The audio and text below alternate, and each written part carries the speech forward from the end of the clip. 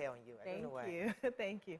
So today is our day 2 of our gratitude challenge. Oh, you started? Yes, I didn't tell us now. First day now. I always announce it before January. On social media? Did you put your social media? Yes, social media. I do the, you know, yesterday we were all about the new year and all, and I didn't say that. So yesterday I was grateful for life, breath and everything. And today I'm grateful for family. And one of the reasons I picked family, because I realized that everybody who is a part of your family is someone who has agreed in your soul contracts to come here with you and play the role that they play. So the good, the bad, the ugly, the wicked, the envious, all of them are playing the role that they needed to play, that they agreed to play to take you to your destiny. So instead of having that animosity towards anyone, just appreciate them for who they are, the role that they are playing, for agreeing to support you in your own soul contract. It's amazing. I'm grateful for everybody. Even the ones that I felt for a time that we couldn't even relate, I understand and I appreciate, and I thank them for agreeing to play that role for my destiny. Oh my Lord, you don't good, a lie. Like you're a freaking masterpiece. You know why? Because what you say, you said it really casually. But if somebody is saying family as a soul contract, do you know how uplifting that for many souls? Because yes, this person might have issues with you, but because there was a soul contract even before we existed. So I can use that as a benefit, as a benefit to reconcile with you. That okay, there's something, God brought us here together. Our souls were connected even before we came. So there's something I can reconcile because there's something that connects us, that I can look beyond the physical challenges that we're going through, the pain, you know, and just see beyond it and appreciate. And it's not only for family, even for friends. Like we being here and see what Kate Henshaw and Trude was saying about the bond that we have. I've seen a lot of shows with women. I've worked with women, and I haven't experienced the sort of bond that we have here. No, just what you're saying. We had a contract before just we what came. Mo is saying. That at some point we've had our fights. We have our fights, but we understand it's part of the bonding. that we are linked and we are connected. Oh, I love it. I love it. Just go and do master. Write book. All those Indian people that always do. Go sit down somewhere and let us just be. Don't be a guru. Like you don't Guru BC. All right, let's go on a short break now. When we come back, we'll look at the front pages of the paper. Stay with us. We'll be right back.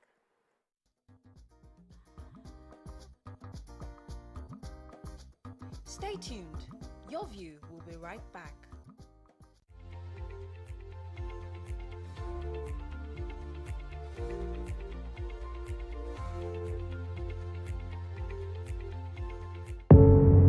Doubt and fear doesn't occur at the canvas, it shows in the canvas. It shows the conation of raw earthen material slabbed, stroked and molded at a pace provided by the doubt and fear. Every move way in the struggle of one to the other, merging the past to the present, brushstrokes of colors seen but not known. For when the wailing stops, the pieces settle down in abject beauty erected for a century of a century. Speaking, advocating, protesting as the arts are meant to be.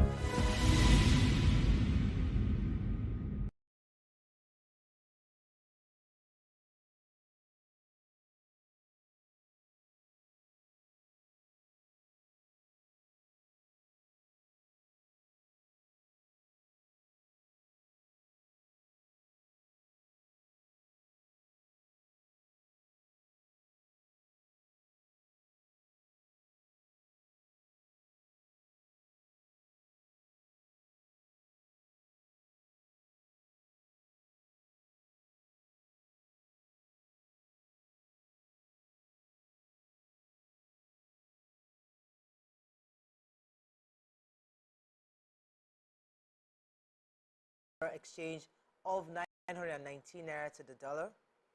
Over 168,000 travelers benefit from transportation fare rebate in 10 days. And why my detractors are unrelenting, says Fubara. Okay, which story starting Major headlines. Major headline. President, announced yesterday to his cabinet members and ministers and heads of agencies that better shape up or ship out, according to how the nation carried it. He said a 28.27 trillion budget was passed, and 10 trillion of that amount goes to capital expenditure. Our recurrent expenditure will be 8.8 trillion, and will service debt with 8.2 trillion, have statutory transfers of 1.7 trillion. And he used the opportunity to commend the National Assembly. He said that he sent the budget November for a reason, early in November for a reason, because he wanted them to iron out issues. He said he sent a 27 point something trillion, and the House added 1.2 trillion to it for effectiveness. And he's appreciative of the fact that all those nitty-gritty were ironed out on time. So he commended the National Assembly for a good synergy with the executive, and used the opportunity to reel out what the MDAs or the ministries under him are expected to do. They're supposed to give monthly reports of effectiveness of their budgets applications. So each MDA will apply what they have been allocated to them, diligently, and give periodic reports of their successes. Any of such a laxity on your part, we never complete and do. Go home. Go and rest, you're not serious. All right, so our First Lady, Senator Oluremi Tinubu, has visited ailing Nollywood actor Mr. Zach Orji at the National Hospital in Abuja. She was actually there initially to see the first baby herself and the wife of the Vice President, Hajia Nana Shetima, the Minister of Women Affairs, Barrister Uju Kennedy, the wife of the Minister for Works, Mrs. Rachel Umahi, and wife of the Minister of State for Defense, Mrs. Bello Matawale, and they were there to celebrate the first baby of the year in Abuja. And while she was there, I think she was informed that Zach Orji was also in the hospital. So she went there to see him. She spent about 15 minutes, and he had to, if you recall the reports, he had slumped in the toilet and was rushed to the hospital. His video was being circulated online while he was, which was really, really unfounded and wrong. Yeah. But we're grateful that the First Lady stopped there to see him, and he has recovered. He's now conscious, and he's still under recovery. So hopefully he'll be much better soon. Yes, I have a story from Plateau State. The governor is talking. They say, according to Nation, says openly lamenting the Christmas Eve attacks. I'll just read directly his quote instead. So the governor says that. So in his New Year's address, he talks about a year of hope in the midst of conflict, a year of deliverance, restoration, and progress. But then he also went back to how 2023 ended in many communities in Plateau State. He says that he was emphasizing that these attacks are not, they're not farmer-header clashes as is being traditionally just talked about. He says this is about genocide. He said that the unprovoked and simultaneous attacks in different villages were premeditated and coordinated.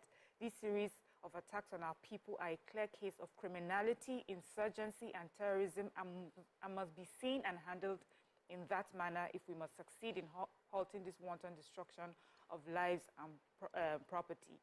He says it's a misrepresentation of facts to describe these unprovoked, needless attacks on our people as farmer-header clash. And, he commiserated with the people and saying that they're working with the federal government to see the end to this, and bring the people who have perpetrated this to book.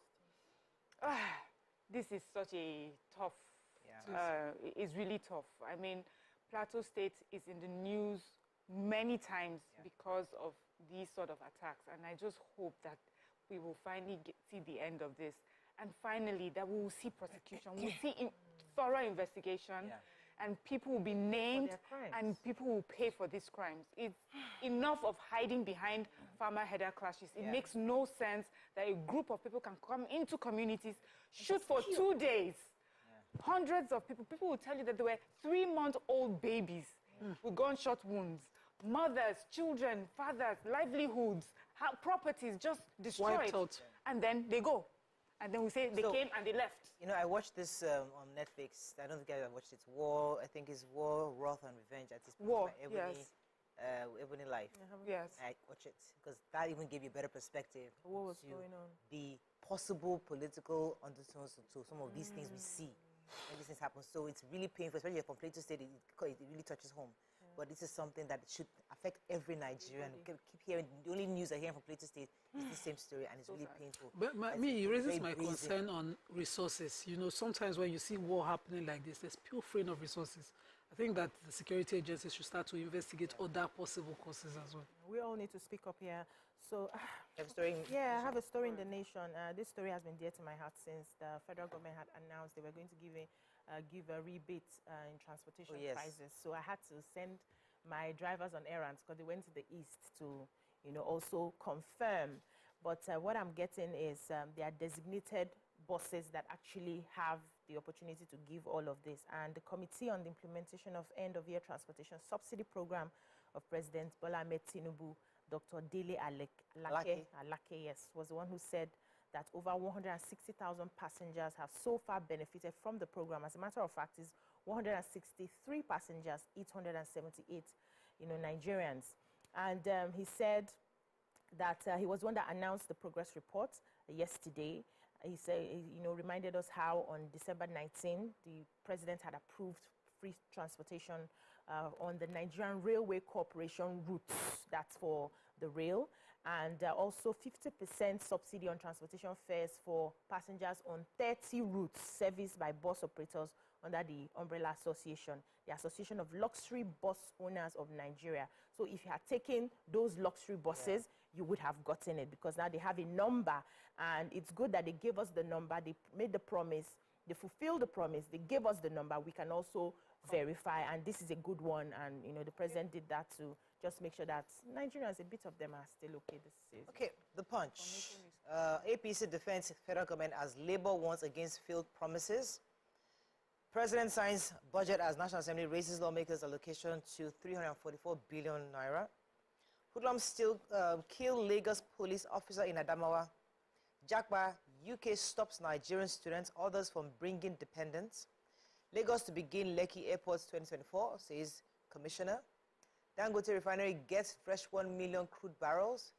Christmas Eve massacre, not farmer header conflict, government insists. And FG insists on electricity subsidy amid tariff review. Okay, let's take one story before we're going to break. It's the Jackpot. So the Home Office of the United Kingdom, yesterday, January 1, did New Year to us and announced that it has commenced the implementation of its policy banning Nigerian students and other overseas students from bringing independence via the study visa route. And when they posted this on Twitter, Nigerians, of course, will comment session, but let me take the details.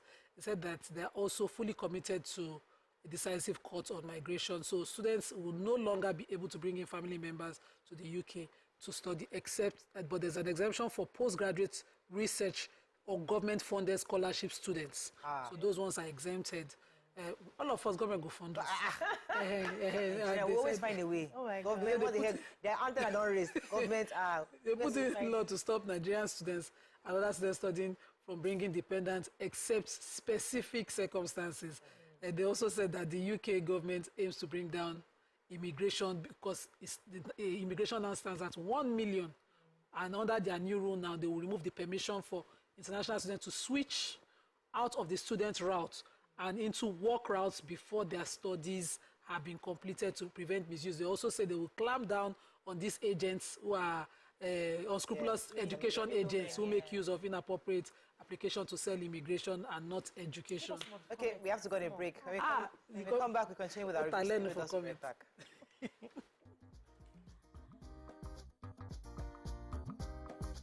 Stay tuned. Your view will be right back. Waiting again if I dey hide my special seasoning. Waiting again if I no use Ajinomoto cook for my family. Ajinomoto, wey be say na sugarcane dey take make am, e dey give my food that totori deliciousness. Ajinomoto goes through the same fermentation process like Iru, Ukpei, and Dadawa, which contains glutamate. Did you know glutamate occurs naturally in vegetables, cheese, breast milk, and in Ajinomoto? Ajinomoto umami seasoning was discovered. Doubt and fear doesn't occur at the canvas, it shows in the canvas. It shows the conation of raw earthen material slabbed, stroked, and molded at a pace provided by the doubt and fear. Every move way in the struggle of one to the other, merging the past to the present, brushstrokes of colors seen but not known. For when the wailing stops, the pieces settle down in abject beauty erected for a century of a century, speaking advocating, protesting as the arts are meant to be.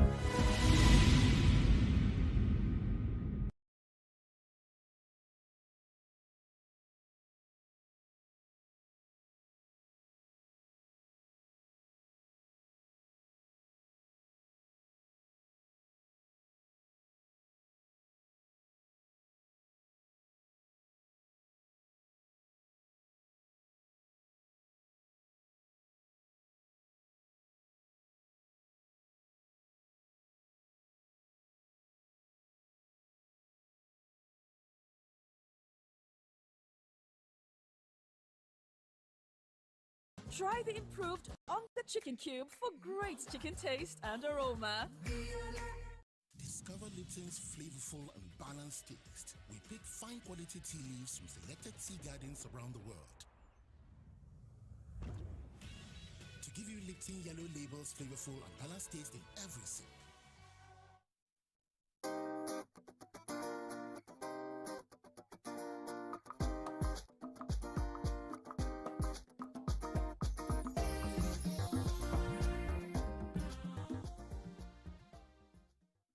Thanks for staying with us. We're still reviewing Punch. Any stories? Yes, I have the human interest story. So a mobile police officer attached to the 43 PMF of the Lagos State Police Command has been murdered on New Year's Day in Adamawa State.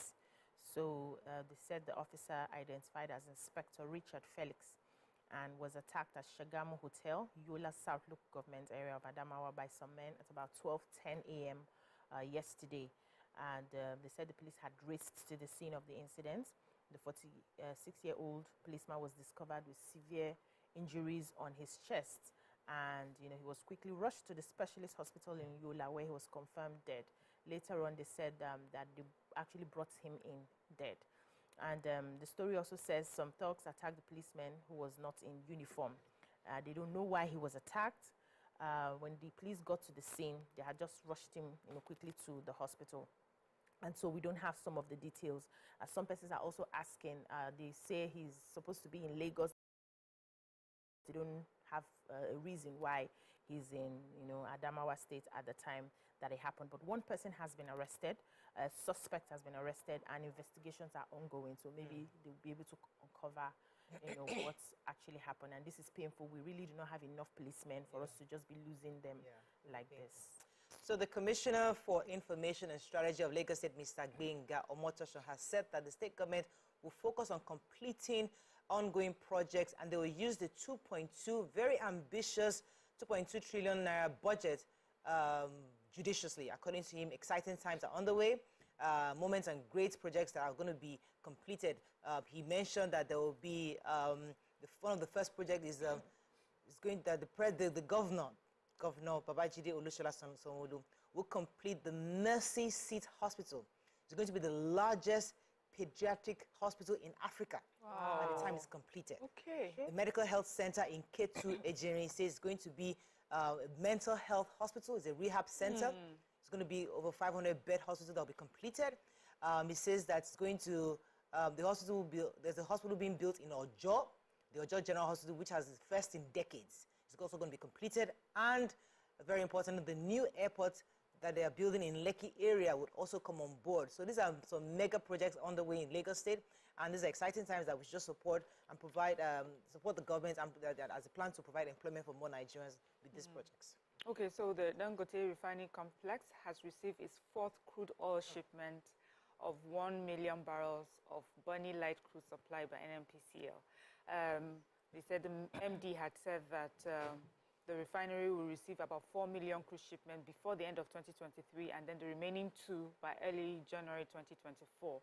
And that this, once this is done, it will put the refinery in good stead to commence operation. Once the 6 million barrels are fully delivered, it will facilitate the initial run of refinery as well as kickstart the production of diesel, aviation fuel, and LPG, and then subsequently PMS. So they're also saying that this will play a pivotal role in alleviating the fuel supply challenges faced by Nigeria as well as West African countries, as we all know. So this report talked about the refinery, its capacity, and he says that it's fully self-sufficient. It will be able to take care of 100% of all our needs and also be available for export. So we're quite excited to this, and we're looking forward to it. Okay, moving on quickly now to Daily Sun. Pope wades into Plateau attacks. Governor declares 1 week mourning. Applies civil war strategy on terrorists. Anglican bishop tells federal government. High expectations as Tinubu signs 2024 budget into law. NSITF to expand social security net in 2024. First Lady Remi Tinubu supports effort to separate conjoined twins in National Hospital. IPOP tackles Tinubu, Shetima over insecurity in Southeast. Igbo lawmakers, women demand Kanu's release. And LP, now Nigeria's main opposition party, says Peter Obi. Okay, which story are we taking? Let me just take the Plateau story just for different perspectives. So there's a mourning period in Plateau State right now, as announced by the governor. So it's from January 1st to 8th. During this period, the flag will be at half-mast. And the governor is also asking the Muslim community in the mosque also on Friday to, recognize that day as well. So that's what is happening. And so I guess we're asking the whole country to join Plateau State this period. And then hopefully beyond prayers, that work is being put in place for the investigation, prosecution, and just the end of these incessant killings in Plateau State. Okay, so the First Lady, just what Murayo said, had visited the National Hospital for the 1st of January, usual ceremonies, and on that visit she saw a conjoined twins at the National Hospital, which she offered to support the separation of them. She also made the offer when she was there. The Chief Medical Director of the hospital, while appreciating her support, asked for more support towards the legacies of the National Hospital to ensure that, this is the foremost in the country, continue to give free medical health or medical health as affordable as possible. So Bishop Timothy Yahaya of the Anglican Communion, Kaduna Diocese, in his New Year message, advised the federal government to apply what he calls civil war strategy against the alarming rate of terrorist attacks and killings in the country. And he said that, remember that in the Civil War, Nigeria had about 10,000 population of armed forces, but in just within 6 months, they were able to recruit 250,000 to, help quell the civil war.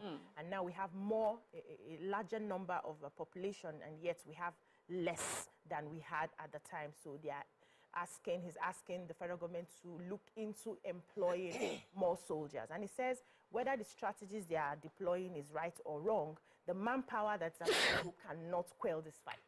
So they need to get more people into the military.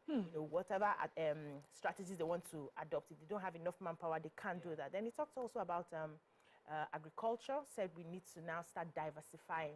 We have to remove all the focus on just the oil. We should look at our rubber, our cocoa, our palm oil. He mentioned quite a number of them. And also the seedlings that these farmers get, that all over the world, agriculture has moved away from just the local type of farming that we are still doing here.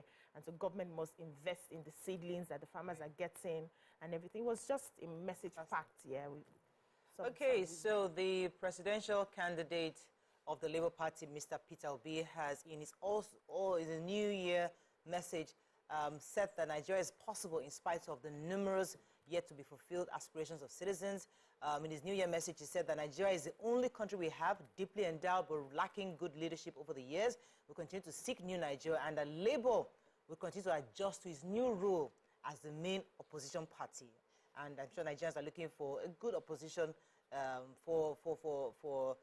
to stir up good conversations in national politics. So he's saying he expressed his heartfelt and warmest greetings to all Nigerians. He prayed God to bless them richly and grant them their good heart's desires in New Year and beyond. Okay. Final paper for this morning, Vanguard. Let's find a story we've not taken at all. Nigeria too important to be left in hands of transactional politicians.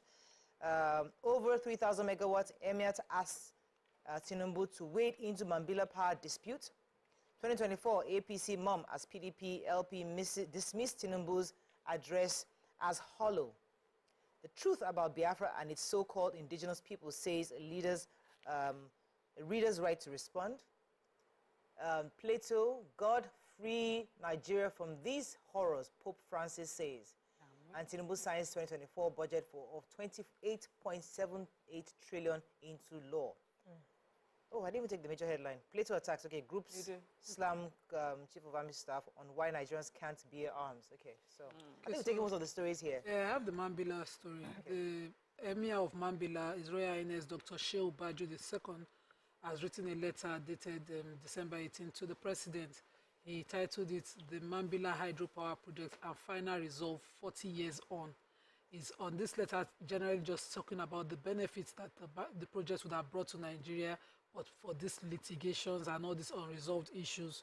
I remember when the former Minister for Works was on the show, he talked about how the litigation would stall a project for years, and the opposition would have gone and say it's a 3 years contract. I don't know why they used 10 years to do it, but you're in court because of all of these things, and taking court orders stalling progress for long. So he's asking that the president should turn his lenses on the Mambila Hydro project and, you know, try as much as possible to resolve this, because 50,000 jobs, skilled jobs are possible from this. 3,500 megawatts of electricity is possible from this. The northern region will be boosted economic-wise from so many benefits that, you know, would have come from it, and hopefully once and for all. Just potential sitting idly. And it's also annoying when it's an external contractor holding us back.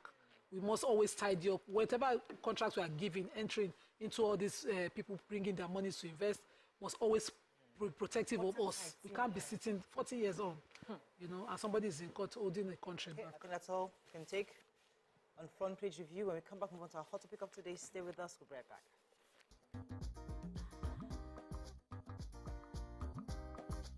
Stay tuned. Your view will be right back. Why put yourself through the stress of pounding when you have Native Tastemaker Deli Dawa?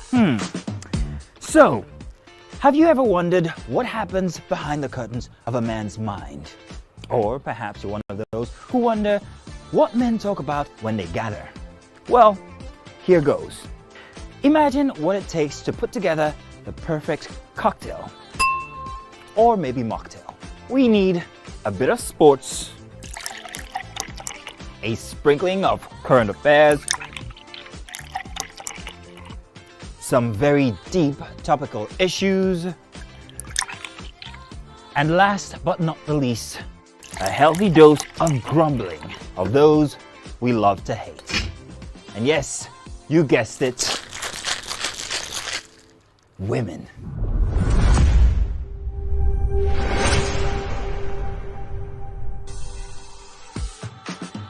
So, if you catch the drift, then you're onto something. We will provide you with the right insights into most of your curiosities, right here within this beautiful cocktail we call the Black Table.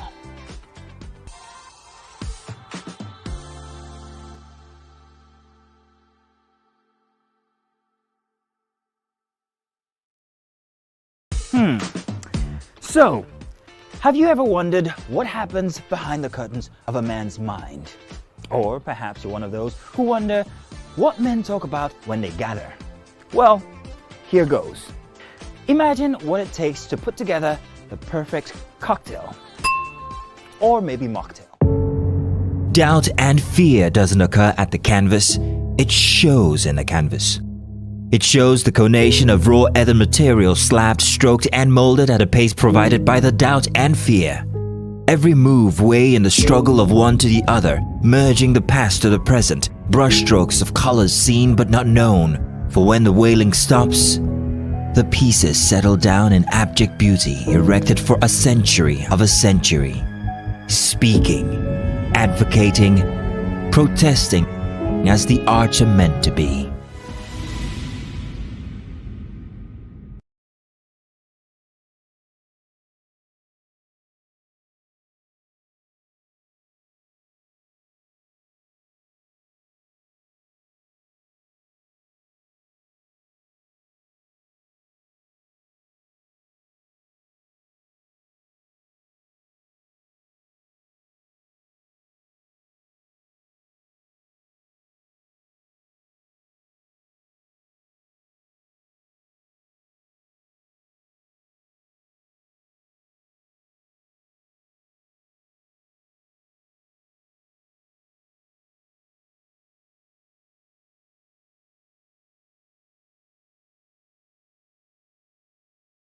Ikechukwu, Sunday, Okonkwo. Doubt and fear doesn't occur at the canvas, it shows in the canvas. It shows the conation of raw earthen material slabbed, stroked and molded at a pace provided by the doubt and fear. Every move way in the struggle of one to the other, merging the past to the present, brushstrokes of colors seen but not known. For when the wailing stops, the pieces settle down in abject beauty erected for a century of a century. Speaking, advocating, protesting as the arts are meant to be.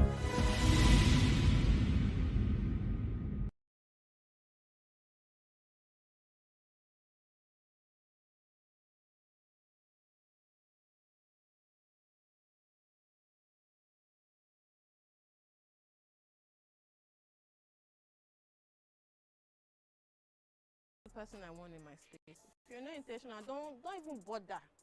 Don't do relationship. Just do your one-off, your flings, if that's what works so for hold you. a second. So you think love is enough? Love to is keep a person. Love is enough to keep a person. Can you be with a guy that doesn't satisfy you sexually? That's what I'm saying. You must have gone past all that. I mean, I'm.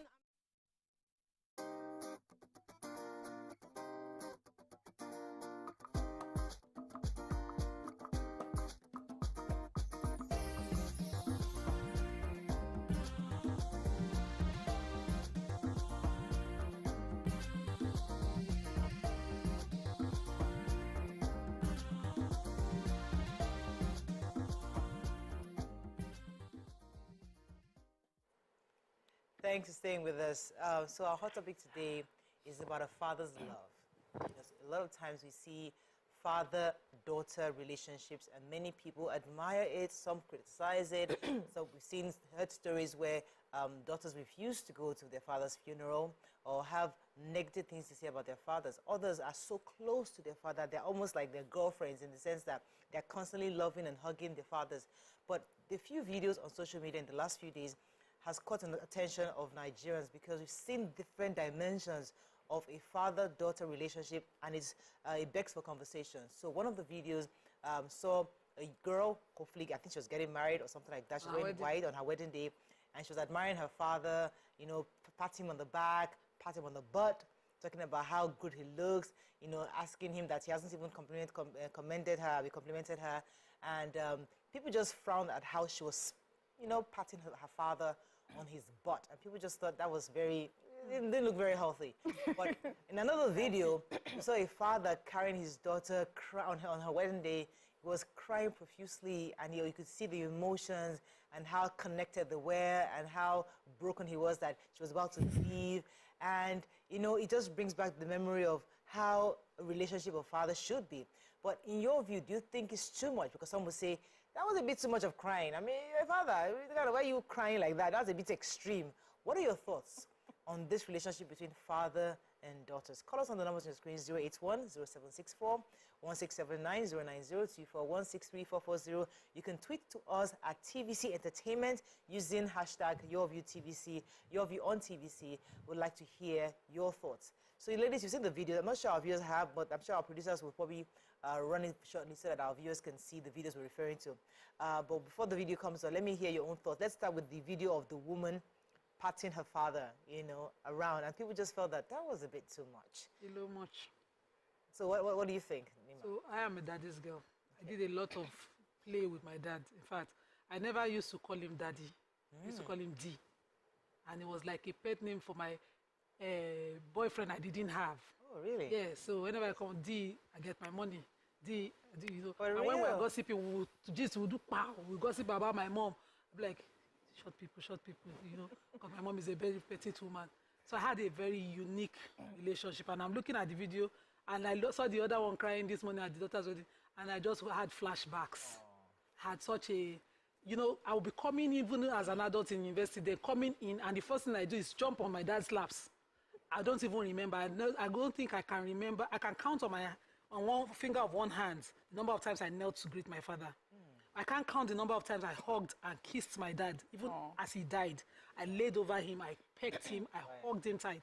That's the kind of relationship I have. So when I see this girl, I do it to my dad. I'm like, hey, fine boy, you see hyping? You need to see one Saturday in the morning, you say, fine boy, see dressing, see your cap on point, bears on point, daddy, you fine. And I'll be saying, spray me money for hyping now, you know. So I had that flash. You can relate to the connection. I can relate. Let me come. I'll come back to you. Let me come to the ladies. I don't want to go first. BC. Okay. So we all know that a daughter's first hero is the father, right? And if all things are right, that man would be the hero for the rest of her life. That daughters and fathers have a very special connection that sometimes the wife, the mother, would be jealous, you know. You know, and it happens, we understand that. But at the same time, and I also appreciate the sort of relationship that you have with your father. I have a bit of that too with my father. And I sometimes I jealous my children, the two girls, they are close to their father. I see the hugging, I see the pecking, I see the playing. At the same time, there are some boundaries they cannot cross. Because in my place, it is seen as a taboo. You cannot hit your father's bum in the name of bonding. There's nothing like that. It is wrong, and we must call it out. Because, you know, I remember we had a conversation here sometime about a young woman who wore the bra and pants and she was dancing, and her son. Yeah, please. They are completely different. Please, they are the same. The only difference is this one wore pants and bra, this one wore a complete outfit. The tapping on the bum is the same. It's the same. So let's, you know, I always say, let's not be cherry picking the one that suits us to judge some matters. What is wrong is wrong. And I know that for some people or for some cultures, some things are not really, they're not taboo. Like I remember the first time I came to the West and I saw how some things were done. I'm like, this cannot happen in my place. As a matter of fact, if this happens, you will be excommunicated or, you know, cast away. But it was a part of life for the people in the new environment. And I sort of adjusted as time went by. But we need to separate it. Because I remember, even in the scriptures, when it comes to sexuality, body parts and all of that, even God frowns at it. There was a part of the Bible where a father, Noah, was, you know, drunk, and the children, some of them saw him naked. And they were cursed for that, and they were laughing, and they were cursed for that.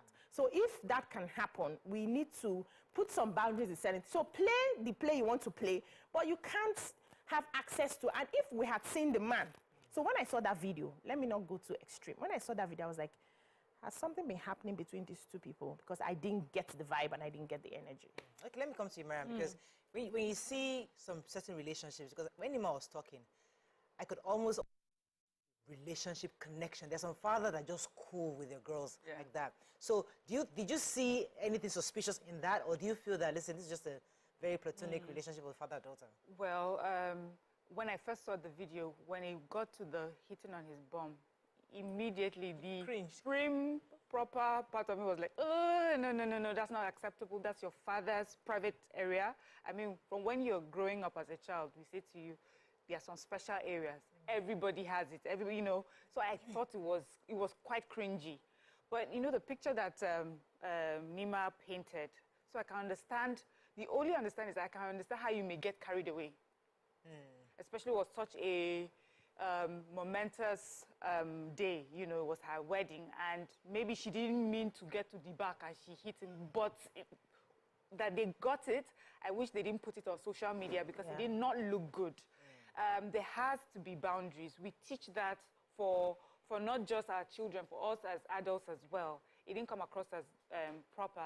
Also, for me, culturally, even religiously, this is not a sort of interaction that people would commend or encourage. It would be frowned upon. And I agree with BC where she says, it reminds me of the video of the lady who was dancing with her bra and in her undies, and her child was tapping her bum. For me, it's the same sort of scenario. There's nothing wrong in having a cool relationship with your parent. There's nothing, I mean, hailing your father hailing you. People do that, it's fine. But we're just talking of some of the ways that they touch. Imagine also if the words that came out of the mouth, it's because we're so cool, I can even say some things to my father. You know, there are some things, we get to a point where we have to recognize that this is a parent and not a spouse. Do you understand? But this is a child and not your spouse. You know, there has to be boundaries, and that's what this is about. I'm looking at this video now, and honestly, it looks fairly innocent to me. I mean, because it looked like a girl who's just playing around with her dad. It's possible she wasn't even checking to see if his pampers or something. This guy, let me put in context what I meant, so that they're not the same. So you have two innocent underage children.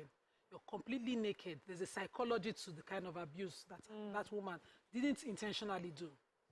These are two grown, safe adults who feel safe with each other. The touching might not be appropriate to you, but it might not mean an abuse to the dad. She is the safe one. She's his daughter, full grown. Yeah. So, is it possible she started off as a child? Thank you. You're taking it off from the top. I would not touch my father's butt. I never did. Yes. But I remember always, my father was a very fit man till he was about 45, 46. And I remember he started losing weight when he got the mobile contract. He moved to Eket. He was now chubby.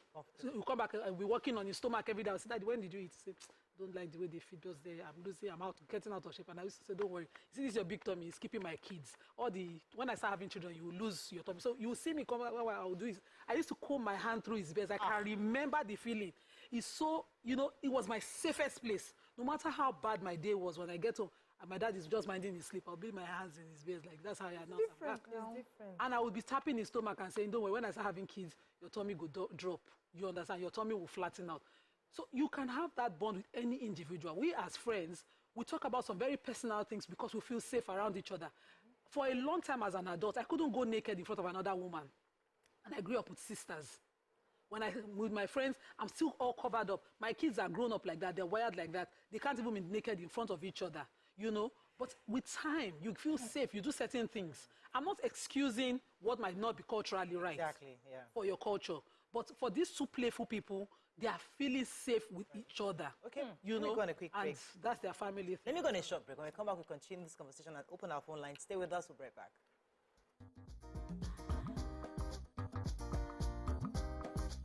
Stay tuned. Your view. Doubt and fear doesn't occur at the canvas, it shows in the canvas.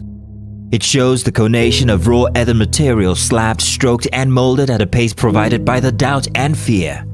Every move way in the struggle of one to the other, merging the past to the present, brushstrokes of colors seen but not known. For when the wailing stops, the pieces settle down in abject beauty erected for a century of a century.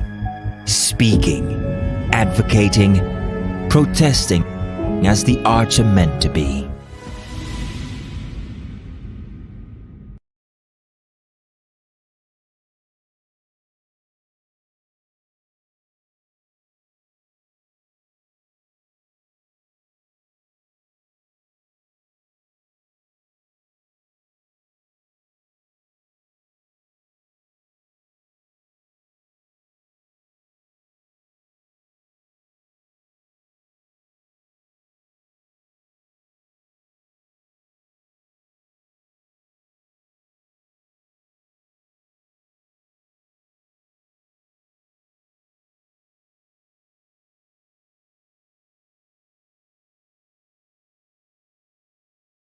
Tasty and delicious cooking to their families around the world to give your meal that totori deliciousness. Ajinomoto, made from sugarcane. Visit ajinomoto.com.ng. Ajinomoto.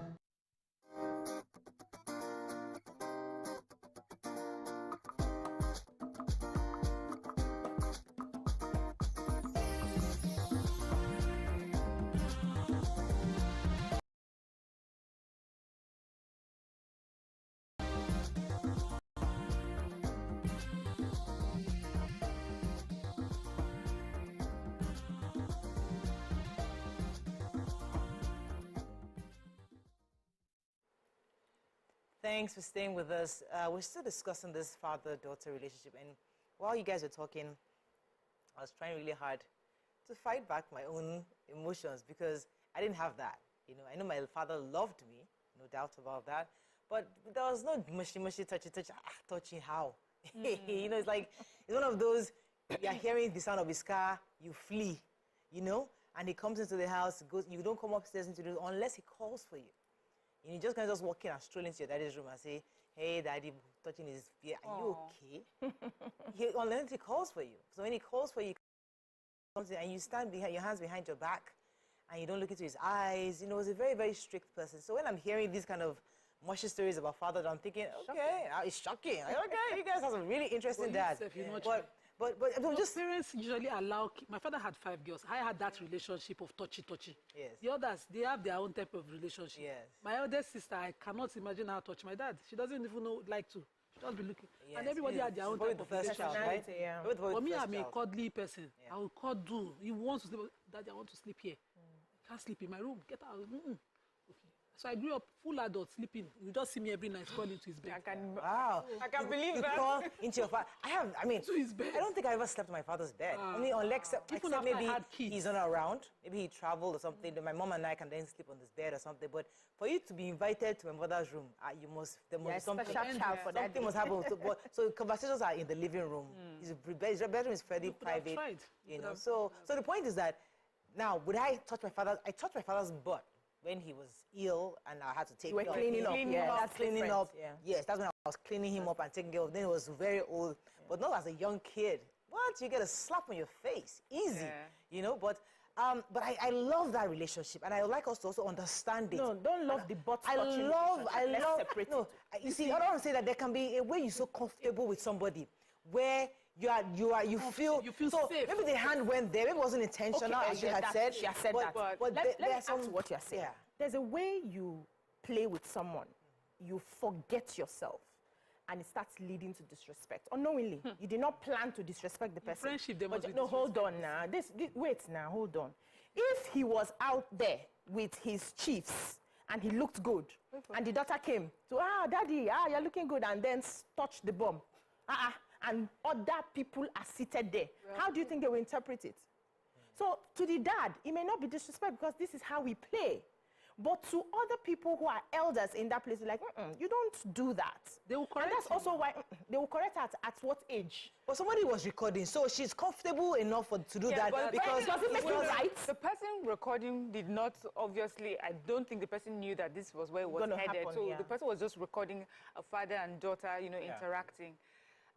For me, I think the emphasis here is not about the relationship between them. We're pointing out that there should be boundaries. That boundaries should be drawn and respected. And it should be drawn for children, for adults as well, whoever it is that you interact with. We understand and admire the beautiful relationship that father and daughter have, but we need to also understand when it's inappropriate. And that was an inappropriate gesture. That's all I'm saying. So let me also add the conversation of the other father. So we're going to watch the video of just the other as a difference before you do that. So this is the translation of what the conversation they were having. So she goes, are you the one getting married? See, as you are looking fine. Turn around, let me see you well. Child, you're so fine. That's she's saying to him. And he answered, not if my money, you know, say money in my pocket. That's why you're touching me now. You want to lift my pocket, Let me see you. You don't even get pocket safe. Then he laughs. He says, let me see you to her, that you don't even get pocket safe. Believing that, as a daughter, touching. Then he said, but you didn't even tell me that I'm looking beautiful. He then says, okay, you're always beautiful. So he touched the bum to find the pocket. Okay. Same thing. Possible. The same thing. I can check if there's a pocket at the back pocket. It's even disrespect. See, if you have not been in these shoes, you won't know this thing. When I want to lift money from my father, I will do like this. I lift it when it's closer. I will do like this. I will take out his wallet and be like, daddy, this is a wallet, fine. You say, Nima, don't take my money. This was a regular conversation. Nima, I already gave you your allocation for the week. Don't take my money. I will be like, daddy, wait first. Wait first. I don't lift this money. No, please. I want to see the video again. Let me take Aisha as the colleague. Good morning, Aisha. Thanks for calling your live. Good morning, Aisha. You there? Yes. Okay, good morning. I just want to contribute to the Please topic. do.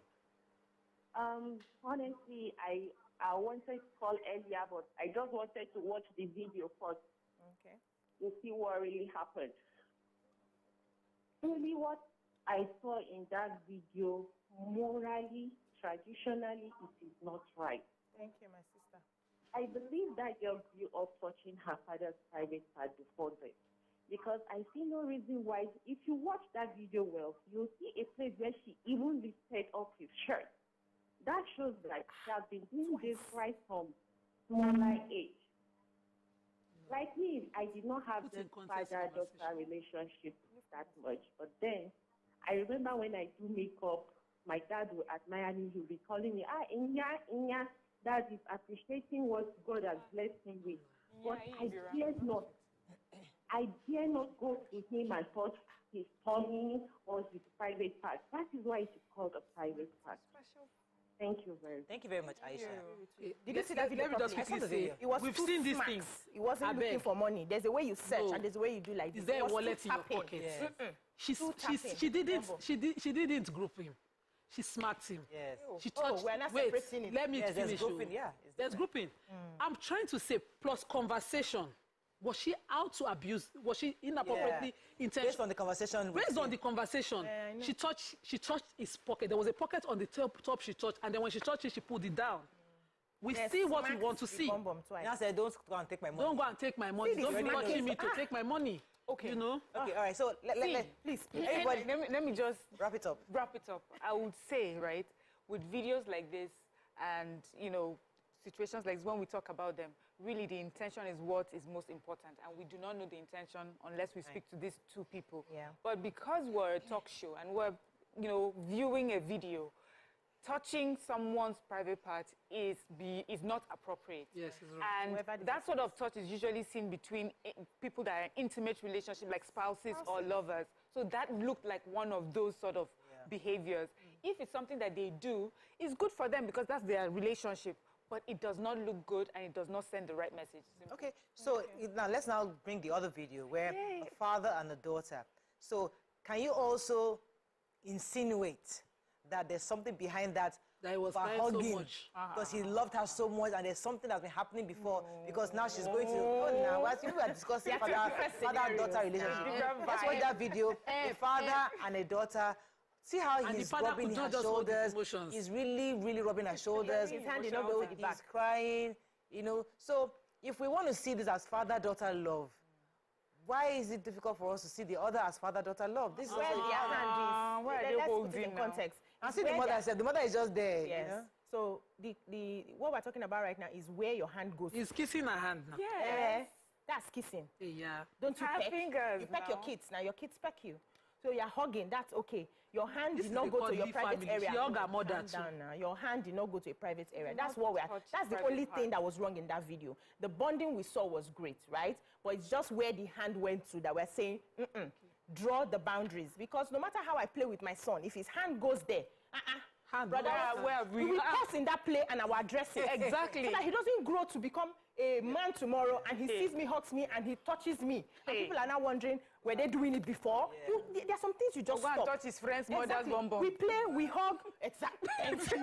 Yeah, and there are actually boys that do that. There's some people that there's we're some people hating that her. like your playing. situation. A father single-handedly raised his daughter, and He they did. got that close. He was betting me This is till at what age? Yeah, so there could be situations where you got Now to smack points his where bum. you are just out. No, never. Because I knew there were boundaries. And so when he baited me to a point, he said, you know you're a big girl now. He now stopped entering my room. He stopped coming to the bathroom. He just understood that I was already growing and maturing. We kept that. But we're close. My wedding day, my father cried. Though he didn't weep profusely like this, but there were tears running through, running down his eyes. And, he was going to miss his best cheerleader, his cook, and everything. So he felt that emotion, and when he prayed for us, you could feel that emotion. It didn't take away the fact that we don't used to play. We used to play, but there were boundaries to the play. Because I was raised to understand some things that you don't do. Not just for you also, but we must pay attention to the people around us. We can't just do everything because... Let me take this call from Mary. She's been holding for a while. Good morning, Mary. Thanks for calling. Oh, I'm so sorry. Sorry, Mary. One instance happened in my house growing up. My aunties, their grandmothers, one stayed in Ibadan, one in Lagos here, and they visited coincidentally at the same time. And as they approached their elder brother, they were on their knees. And I come in, jogging around. I pecked my dad, and sat on his legs. And my auntie said, I will not put up with this. Nima, you can't grow up like this. And I saw him, he was quiet. They lashed everything. He didn't say a word. I was properly lashed. Because I know they look outside their enemies. My father will be giving sermons at a public event. I will throw the hadith and say, that's not the verse. So. As in, I had no limit. And so my auntie finished that one in Ibadan. She tear me apart that day. And when she left, my father says, you have been schooled on tradition. you're still my daughter. So special bonds are between two people. Don't show us outside. She might not have that bond with her mom. When I got married, my father didn't even shed a tear. Just sat throughout, lonely, looking at me. And then I said to him, who will fall sick first? You fall sick, I fall sick. We were betting. And then he fell sick like 2 days after. I was like, oh, you fell sick, I'm not sick. And then I fell sick like a week after. That's what we used to determine who missed who. Yeah. That relationship, I wish everybody would have it. But in a lifetime, you might not have it with two. You might even have it with your spouse. Yeah. It might be just one person. It might be your grandmother. Just anybody. Chika from Mina. Thanks for calling, Chika. No, the hip party. No, it's not hip. It's not hip. That's bomb. Where's the hip at the back? Pockets. That's not pocket. She was looking for pockets. Go ahead, Chika. Go ahead, Chika. Yeah, so that's the product dress. Allow Chika. Yeah. Hello? Thank you so much. Go ahead, Chika. You know, the thing you were talking about, what you do, and then your father said you were school traditionally. And I still love you. While it was happening, he did not interrupt because he knew you needed to hear traditionally. Also, you know, I find it a bit interesting because you're also a Muslim, a hijabite as well, and your father an imam.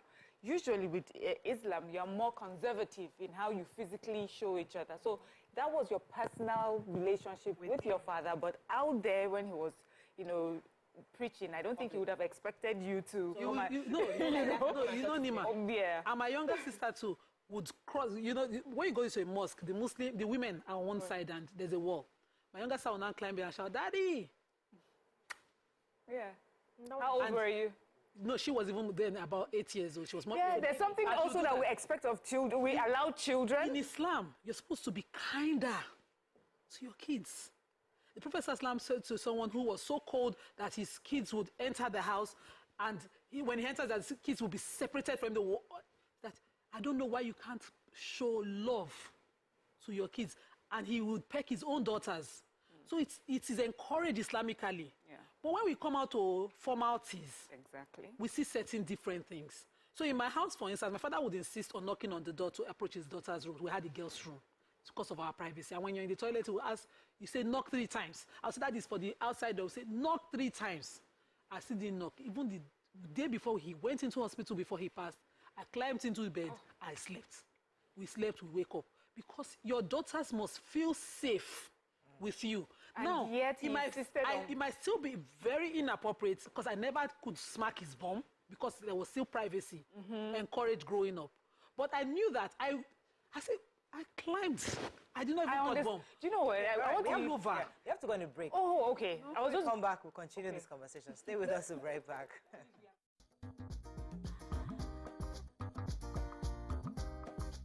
Stay tuned. Your View will be right back.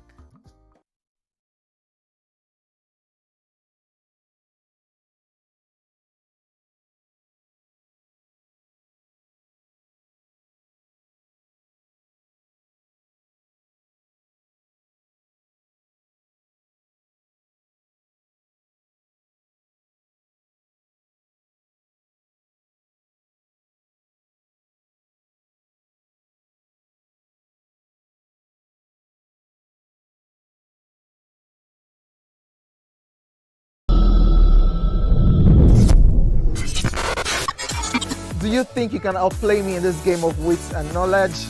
Can you go 7 rounds without flinching? I meant answering 7 questions correctly. How well can you hold your liquor? If you're curious, then join us for the most exciting conversation and games with your favorite celebrities on 7 of 7.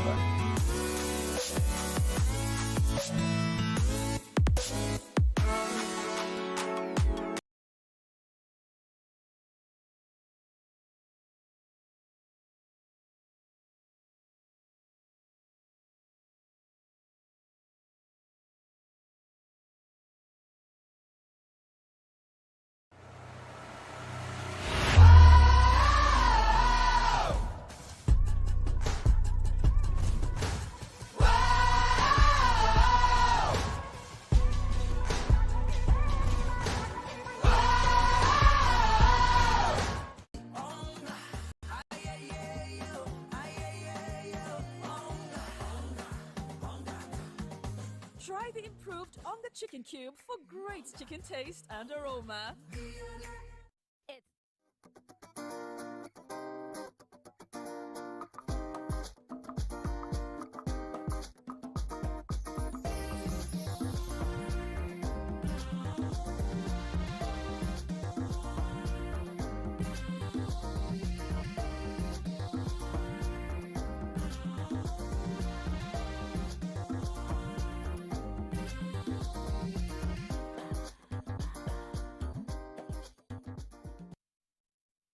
Thanks for staying with us. We're still having this conversation. Yes, I was trying to end it with, you know what, the story you even shared of your father, of how he even gave you privacy in your rooms and in the bathroom, just for me, further, you know, highlights what I've been trying to say, you know, concerning this very close relationship with father and children, is that even though you had this close relationship, he still understood your privacy.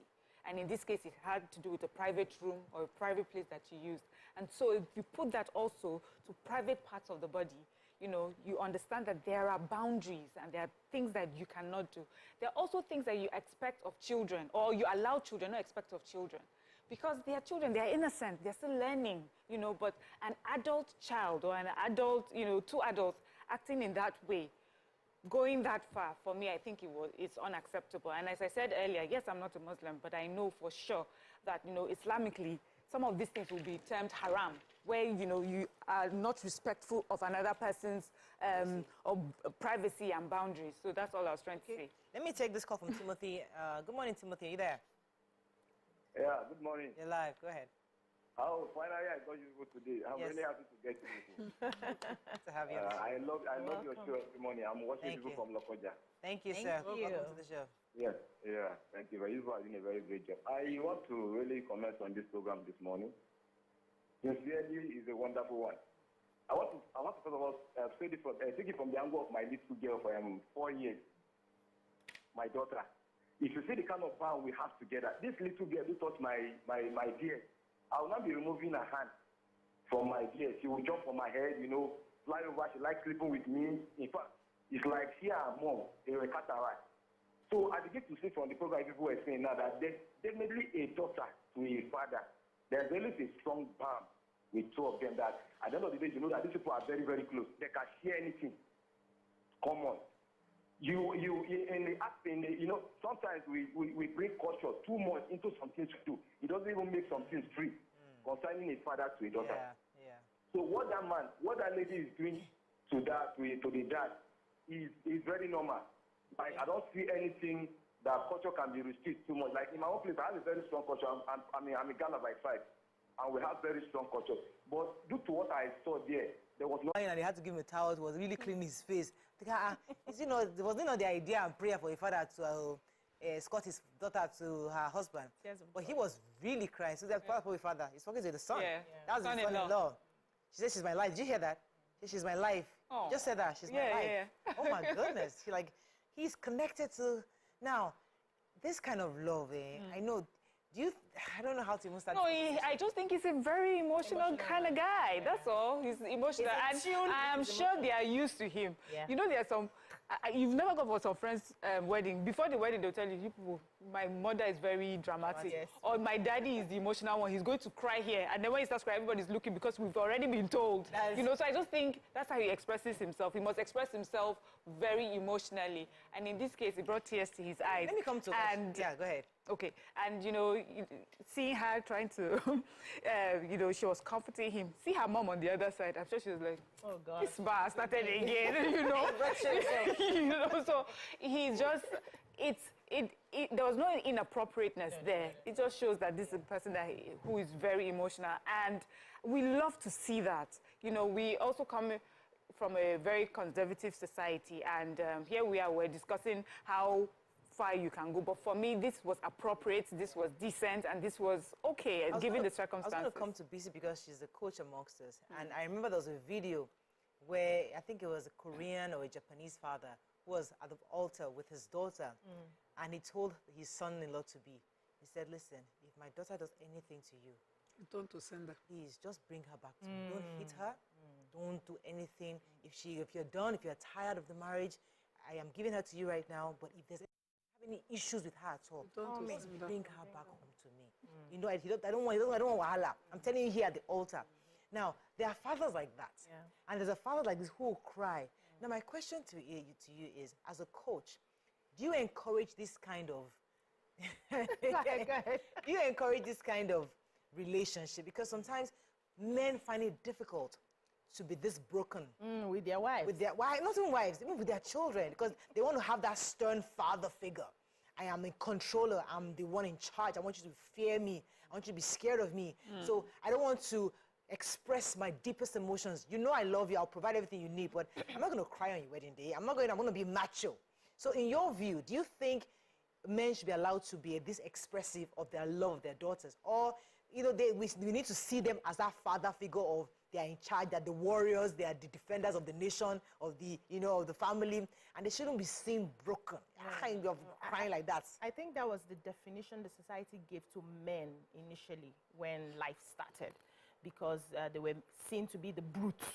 They had more muscle power. The body build is different from that of a woman, and they are there to protect. And so they had to put up that fierceness so that when you come to my territory, you know I'm the man and all of that. But the world is changing, and what we advise as coaches is that you must allow your emotions to flow. That's what makes you a human being.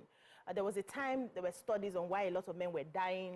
There was a lot of depression because they didn't have an outlet to share their emotion. When we're raising our boys, we tell them, boys don't cry. My son is the crier in the family. As a matter of fact, I'm suspecting that when my daughters are getting married, my husband will cry like this because he's very in tune with his emotions, right? So it's healthy. And then it helps you also not to start having some of the ailments and illnesses that do not have names, because you are able to express your emotion. So there's no limit to, of course, we don't want you to go wailing and rolling on the floor, right? But if you are feeling like letting the tears flow, let it flow. After it flows, it will stop. If you're feeling like, you know, talking about it, talk about it. Express your emotions. You are a human being. Crying is not just left for women. Men can also cry. Men also have feelings.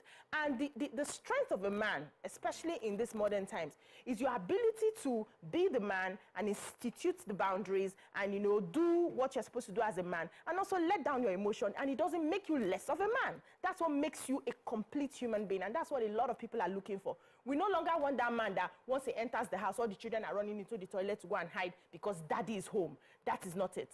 So this man is doing well. Well done. Oh, I feel like crying. Let me take Mariam. Good morning, Mariam. Thanks for calling. You're live. Good morning, Mariam. I'm a first time caller. Welcome to the show. Hello, Miriam Nakwana. Lapia, Nakwana. I was wondering. Assalamu alaikum. Walaikum salam. Busy, you finished my card, my airtime. Oh. She'll send you another credit, don't mind her. That father-daughter bond, I think people are understanding it. Okay. I feel when a daughter is much younger, that bond is there.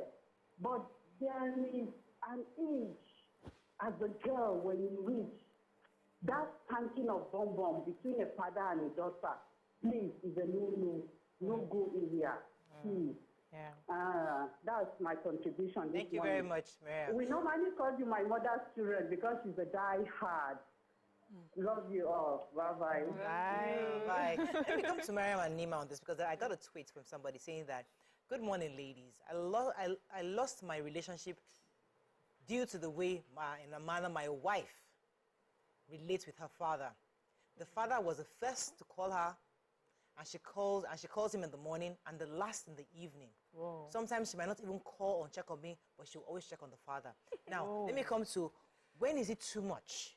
Where do you have to set the boundaries? Because we see this man crying and wailing, telling his son-in-law, she's my life. I mean, he's crying. She's saying, telling his son, she's my life. You know, doesn't take care of her. But this is the kind of father, it's possible that in the morning, first after honeymoon, hi there, how are you? Are you okay? He's likely to call her in the morning. At night, check up on her to make sure she's okay. So this is the kind of father that is likely to be keeping tabs on her movements. Or maybe she'll go to him, oh, daddy, he wants to buy a house with the money. What do you think? I want to get it going. She has that connection. Yes, she does. So, maybe. We don't, I'm not saying this is, I'm just saying, just in case, that kind of relationship. So, do you think husbands would appreciate this kind of relationship between father and a daughter so close that this guy is saying he's having a problem? God forbid the one that will not appreciate it. Why would I say that? Okay, so my dad had a best friend, Prof, is in OAU, still lives there. He had only 2 children. And while we were about jam age, trying to get into school, we lost the son, the elder one. And so till today, he has only his daughter. And he calls her Yami. Yeah, we call, you know, we grew up seeing that love. And he's Christian. He's even deacon and pastor and all of that. But he loves his daughter deeply. And imagine somebody were to marry that girl. and say there was one relationship too much to your long. Where did you fall from? It's a mistake. You are a mistake. But now yes, she has moved to her husband. No, so cleave. What you cleave. do as a man is join in that love so that he knows he has earned another child. That's fun. Don't come and separate something beautiful because of your jealousy. I had Imran. All of you know Imran and Yala will lose bond. Till he was 2, I kept wondering, now me born this speaking. I suffer way. And Imran will be sick and he will raise his hands from me and go to her. If I want to give him drugs, he will be doing YOLO. And there was a day I was taking him out. I put him on the driver's side. I had to hold him. He was like, save me. I'm your mother. Save me. And the woman was like, cheese balls. I was like, excuse me. Everybody knows how I suffered to have this child. And that day when I got to my mother's house, I was livid at beating him in the car. My mom was saying, Nima, you're going to lose him. He's safe with her. Earn it. He's 7 and now with the cuddle. I had to go to her house, bring the plates. Imran will not wear slippers I buy for him. But I will go and buy exclusive, exotic things. It's Yala will lose plates and cover and spoon. Yeah. Till today, the old neighbor knows. He doesn't take Coke from PET bottles. It's from glass bottles because that's what she gives him. I don't this. It's only how she lives. Yeah. I had to learn it. I can understand the Ijebu. They had a soul contract, darling. Thank you. So give me high five on that. And destroy a beautiful thing. I like that's powerful. I earned my place to my own son that I birthed. He had bonded with somebody. And I had to earn it. Watch his feeding, speak the language, praise him the way she does. Me too, I have to do. I did everything she did, word for word. I love that, Nima. Yeah. So don't destroy anything beautiful. Because that's another issue that many homes have. And this man is destroyed their relationship. Yeah. So what he should have done is earned it. Yeah. Where his father has. What you two call that? Yeah, so for me, that is a healthy relationship and a healthy outcome. That you understand. So the first thing is you want a balance, but you also understand that you need to earn that sort of love and attention that she gives her father. Understanding her background. Yes, or whatever. I mean, you're in a relationship with someone who's shown extra love or even commitment to someone else. The first thing is not to come in and scatter. The best thing to do is come in and see how you can fill in the gaps and then be so indispensable that you are taking away. I mean, women who are married in a polygamous home, they will tell you, the one that comes and wants to scatter does not get a lot of love. But the one that comes and is nice and finding her way would eventually get the love. So you can do that. But what if we're talking about such a bad situation that even if you've done all that you need to do, that relationship between father and daughter trumps the relationship between husband and wife. Mother and son. Or mother and son trumps the relationship between the spouse, and it happens. And so, it's easier to understand when a mother-in-law and a husband are in a relation, seem to be so close. We call them all sorts of names, mommy's boy. The mother-in-law is not allowing me to enjoy my husband. But when it's the other way around, we're just thinking, a father and daughter, that's such an important relationship. But if it has the same negative effect on your spouse and your marriage, then you must put in the work that we always say to husbands and mothers-in-laws to put in, which is understand that you have a first commitment also, that's your spouse. And then let the father or mother on the outside understand, this is my husband or this is my wife, and I owe my love and commitment to this marriage. So sometimes your demands from me, for my time, may not come as you want it. You need to put that into consideration. The person in the middle has to be seen to respect the spouse at home as well, who may say, I've tried to earn your love, I've tried to earn your trust, but it's affecting me so much. What are you going to do? Don't just say, you just end my love. What are you doing also to make sure that that person is comfortable? Let me take Elder Yusuf to hold it for her. Good morning, Elder Yusuf. I'm sorry for keeping you. Are you there? Yeah, I'm there. Go ahead, sir, please. Good morning, sir. I'm a first-time caller. Welcome to the show. Welcome to the show. I want to just say something about the two videos. The first thing I want us to know is that private part or sexuality has to do with a mindset. It's a thing of the mind. Now, in a relationship between a father and a daughter, they don't feel the sensitivity of private organs the way a husband and wife will feel. Fathers don't feel it at all. You hug your daughter directly and there is no any chemistry. It's like you are touching a non-living thing. So, but what is wrong with the video is that it has been made public. That's for one. It should be a private thing.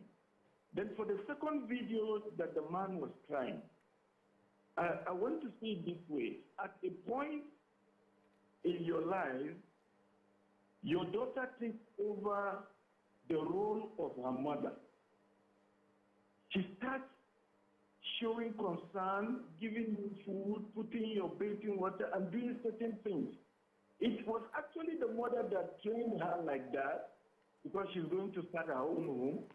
But the father now became used to the daughter playing the role. So anytime she's going, he's feeling as though his world is collapsing. For me as a person, I was thinking of my daughter before I even picked a wife. I was thinking of how my daughter will look like. It was part of what guided my selection of a wife. Wow. So anytime I am seeing my daughter, I'm seeing a modern version of my wife. True. And then it makes me to love her even more. Thank you. Thank you very much. Let me go to a short break. When we come back, we can share this conversation. Stay with us. We'll be right back.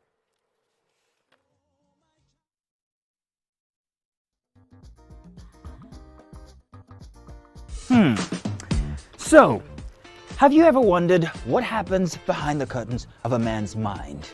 Or perhaps you're one of those who wonder what men talk about when they gather. Well, here goes. Imagine what it takes to put together the perfect cocktail. Or maybe mocktail. We need a bit of sports, a sprinkling of current affairs, some very deep topical issues, and last but not the least, a healthy dose of grumbling of those we love to hate. And yes, you guessed it, women.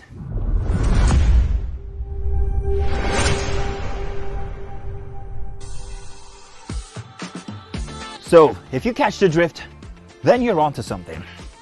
We will provide you with the right insights into most of your curiosities, right here within this beautiful cocktail we call the Black Table.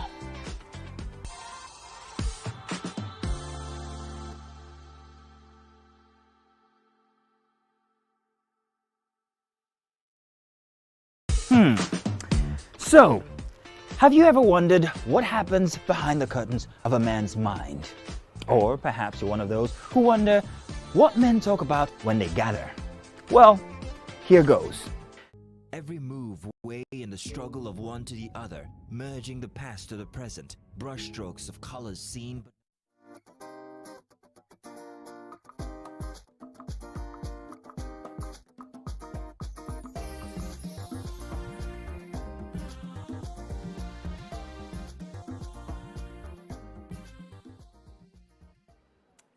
Thanks for staying with us. I would like to continue this conversation from where Mariam and Nima left this off, because when it comes to mother-in-law issues, it has become a major prayer point in churches, major prayer points in everywhere, even in mosque. People are talking about, what they call them, Yoko issues. People talk about it as if it's some kind of a plague that sets in once you enter marriage.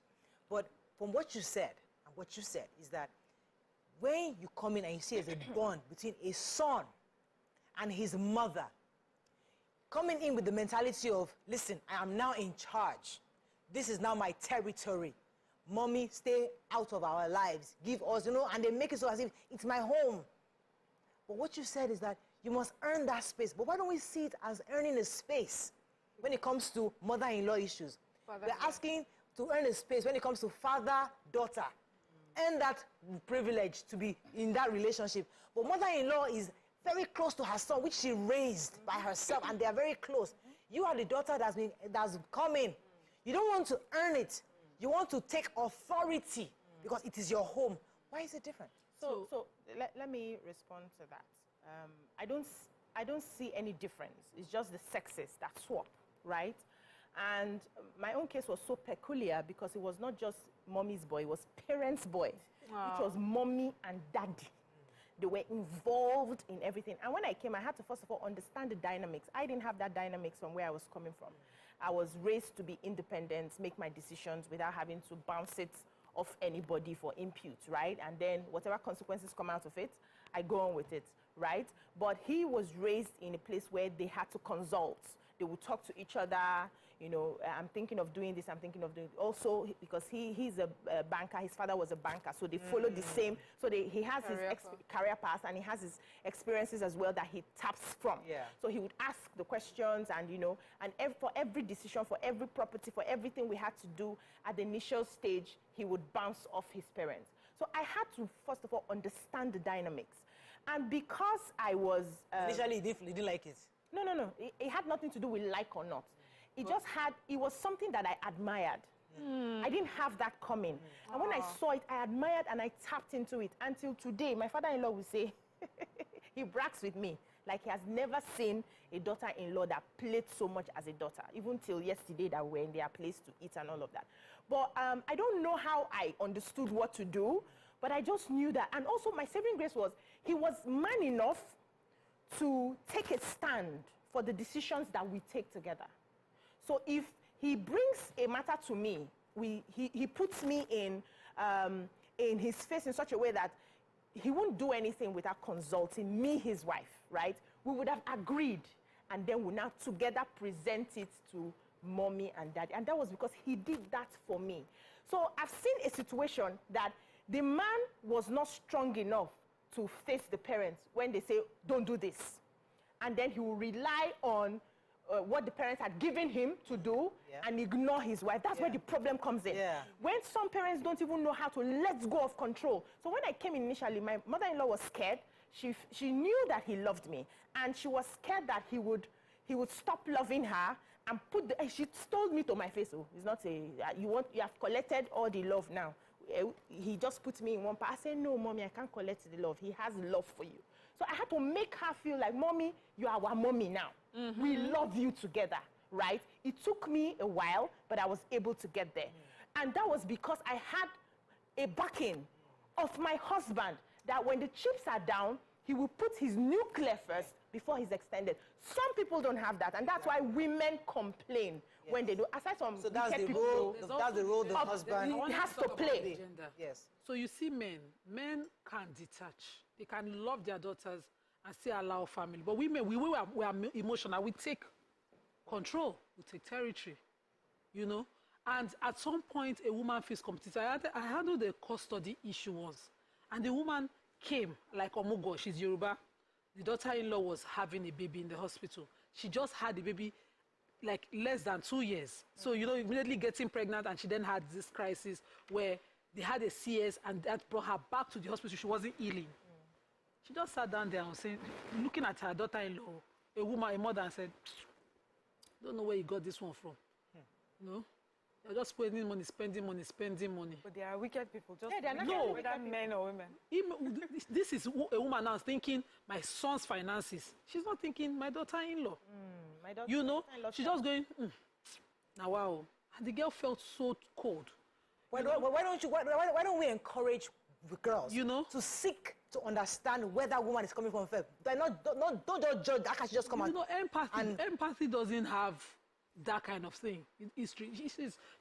She's almost dying. So that's what I'm saying. She's caught. She's on the table. People. She has 2 kids, and you know what she did? She took the older child from the woman and asked on that hospital bed for her son to divorce the woman. So they left with the child. We had to go and do a custody. That's a wicked person. But see, so I'm saying, right. but if you want to take into context, you say she had a special bond with her child. So my advice is, But is it possible? why don't you, as I am is it right possible? now, Wait, is it possible that that woman that you're talking about actually does have a special, or did have a special Wicked bond with her people are wife? allowed- And is with it her possible son, with her that son? lost empathy for humanity But could there because be of it. could something have led to that? So if I'm coming in, wait now. If I'm coming in as a wife, right, seeking to understand this relationship, if I'm able to fully understand that bond, I will probably interpret that connection differently. Okay, I'll so not see the mother-in-law as a threat to our relationship. I want us to also separate this. There are wicked people. Yes. And wicked people do only as wicked people do. So if a wicked woman has a special bond with her son, she will wickedly exhibit it. I agree. Yes.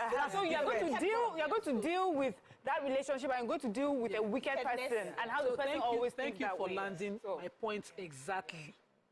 I gave a sermon. I was supposed to speak on a separate topic, and I got to the event. I saw that they were all elderly mothers. In fact, the whole Asalatu were old women. And I asked them, how much would you like your sons to succeed? Was a general yes. Then what of your daughter-in-laws? Everybody now, slow volume. Wow. These are Muslim women. They are So I changed grandchildren's topic mothers. from what was written, and I started to, yes, completely. I started to address that. One of my friends on Radio Nigeria, Abieko FM, was at that event speaking as well. And she was like, Nima, I said, yes, so I changed topic immediately. One thing I've told myself now that I'm young, my daughter, sadly, is my karma for what I did to my mom, because my mom could not get to my dad except through me. So my daughter now, I have to go through her to get to her dad. My son is that close to me, and I'm already telling myself, at some point in life, I will have to let go. Yeah, that's wisdom. Exactly. Prepare So I'll come back to that. I'll come back to that. Love my son and hate his wife. My son can have a Samsung phone, but his wife must use Nokia. Let me take this call. Samuel is calling from Benue. A lot of strength. Samuel is still there? Yes. Okay, thanks for calling. Go ahead, please. Thank you so much. In fact, I want to comment briefly on this issue of social bond. Yes. You see, the problem we have in Africa is that we don't want to create for our culture. That is another thing. Then the second is that biblically, when there was a high volume of male spirituality or female, it was when the Lord visited Sodom and Gomorrah and destroyed. And I see nothing wrong anyway to be cordial with your child. Father-daughter relationship is good, but certain boundaries should not be gone, because if you go to certain boundaries, anything can happen. Anything can happen. We have to control emotions. We have that power to control. The devil is always scary, but we have the power to control our emotions. Yeah. It is in our midst today that the fathers sleep with their daughters. It is common. You may not know, but it is happening. So we have to be cautious over these issues. Yes. Thank you very much. Thank you very much. Yeah. And we all need to keep learning if we want better outcomes, right? You will not take the suffering that you were given to in the past, and because they dealt with you, you are waiting for the next daughter-in-law to deal with that person, or next, and that's what we hear sometimes, right? But there was something I noticed with how I was treated. Now, this woman was she's a very smart woman. She quickly understood the dynamics. Okay, this boy loves this girl, and I want this boy to be able to succeed. I want this boy to have peace in his home. I have to love this girl. So that instead of coming to be settling quarrel, mommy said, daughter-in-law said, you are in the middle, you are appeasing this person, you are appeasing, you will use that and focus and do your work and grow the family. You see? No, hold on. It was tough. It was a decision that she took, and she told me as much. It was tough for her at the time because she had ideas of the sort of wife she wanted for her son. 2 years difference is not much. Oh, she's from this tribe, She had her own biases, right? Which is okay, because coming from her own experiences, it was later on I started hearing her own personal experiences, and I understood where she was coming from. But initially, I didn't hear that. But she now made a decision and said, I really want my son. See, my son is the most important thing to me right now. And I will do anything to make sure that this boy is happy. If it requires me to swallow my pride and love this girl so that this guy can have peace, then so be it.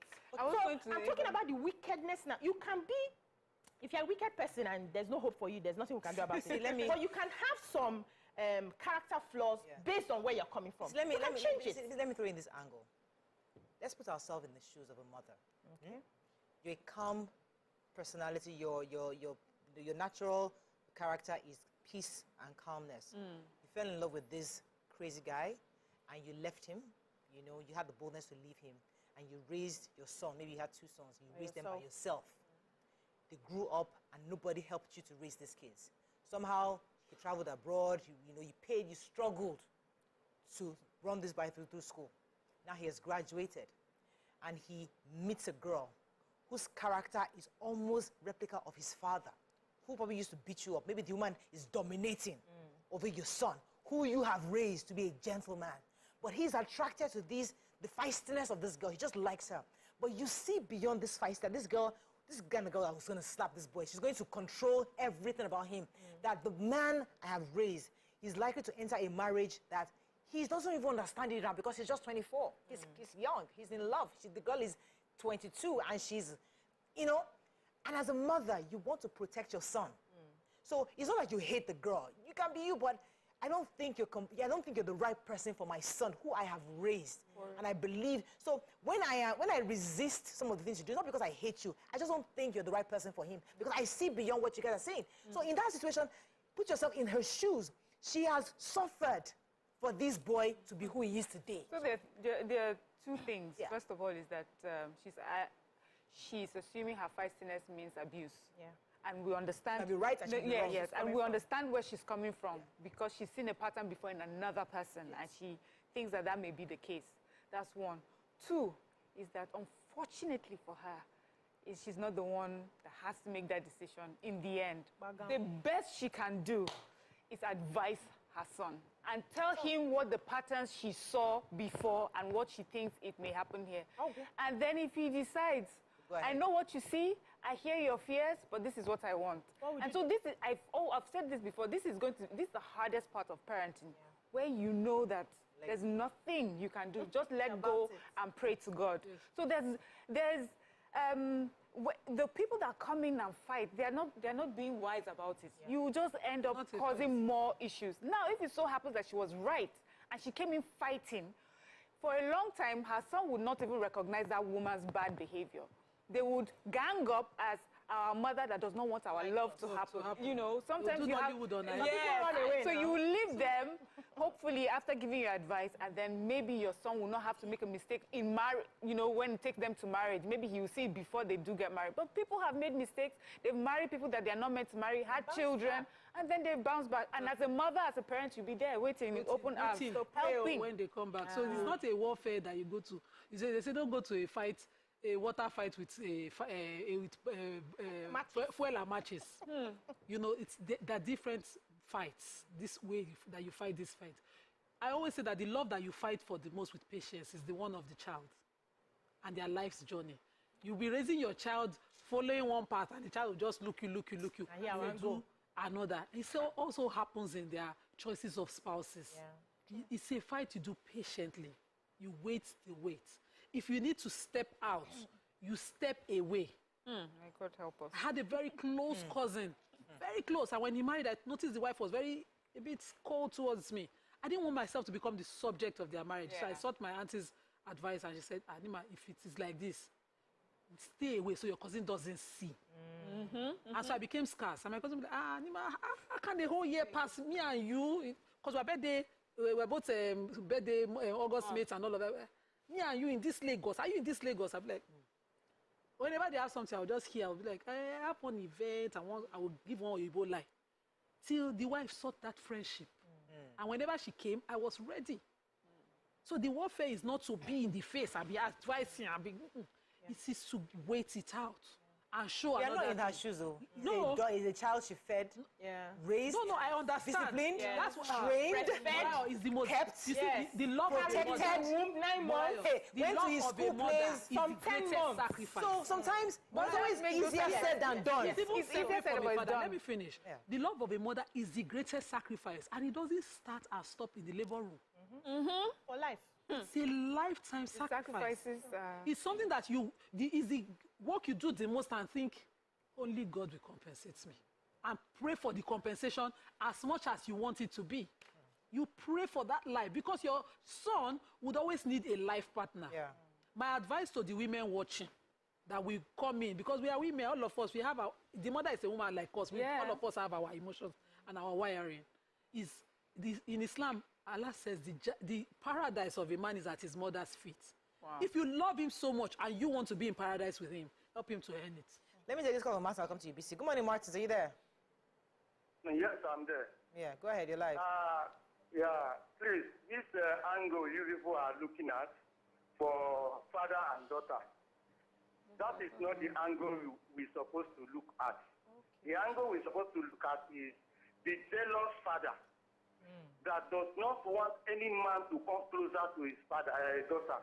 That man is the one that we're supposed to look at. Thank you. But these two people, they are just, feeling for taking away of their daughter. Thank you very much, Martin.